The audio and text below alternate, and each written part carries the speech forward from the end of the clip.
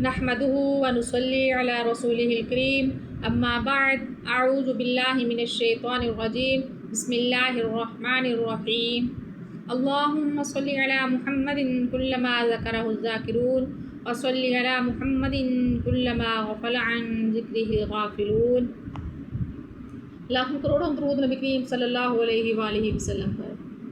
तो आज मैं आपको नमाज का मुकम्मल और सही तरीका बताऊंगी कि नमाज कैसे अदा करते हैं।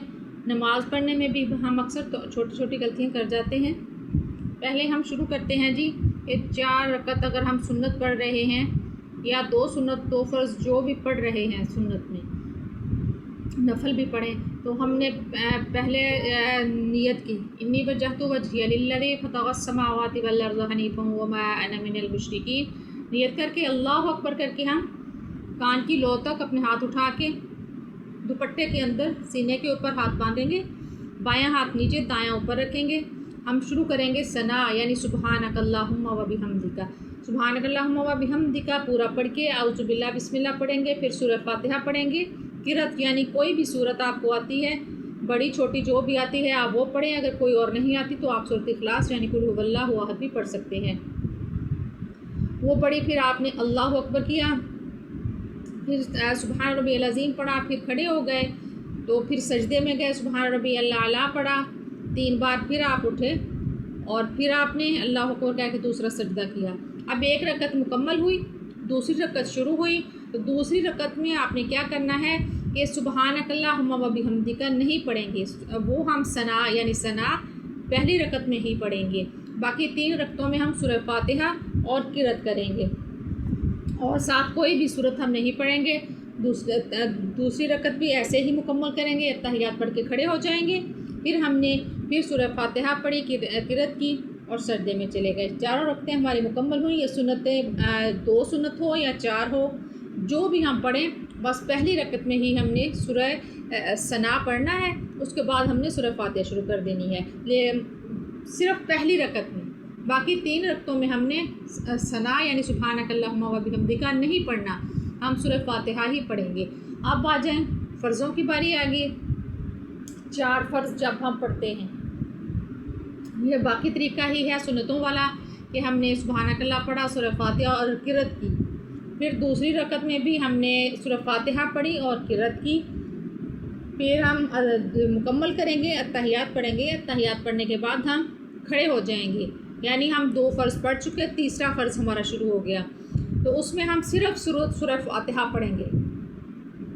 जब हम तीसरी रकत शुरू करेंगे, सूरह फातिहा के बाद किरत नहीं करेंगे, सीधे हम सूरह फातिहा पढ़ के अल्लाहु अकबर कह के रुकू सुजूद सारा कुछ करते हुए तीसरी रकत में भी हम सिर्फ सूरह फातिहा पढ़ के अल्लाहु अकबर करके सजदा करेंगे, रुकू सारा कुछ करके हम सलाम फेर देंगे।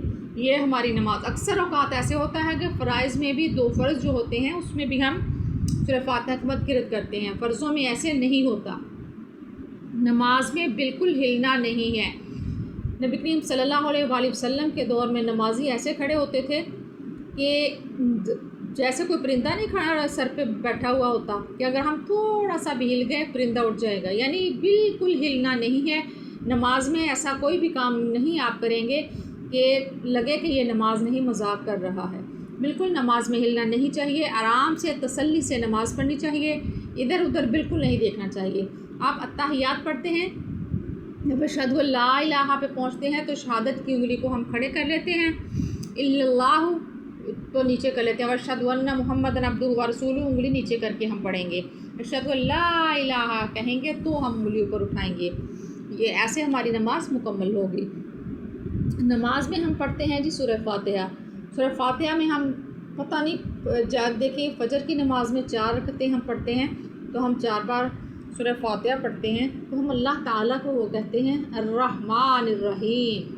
कितनी बार कहते हैं अल्लाह ताला बहुत खुश होता है। फिर हम कहते हैं इय्याका नअबुदु व इय्याका नस्तईन, हम ख़ास तेरी इबादत करते हैं और तुझसे ही हम मदद तलब करते हैं। तो अल्लाह ताला को जब हम बार बार पुकारते हैं, फिर हम कहते हैं सिरातल लज़ीना अनअमता अलैहिम, हमें सीधा रास्ता दिखा, उन लोगों का रास्ता जिन पे तूने इनाम किया।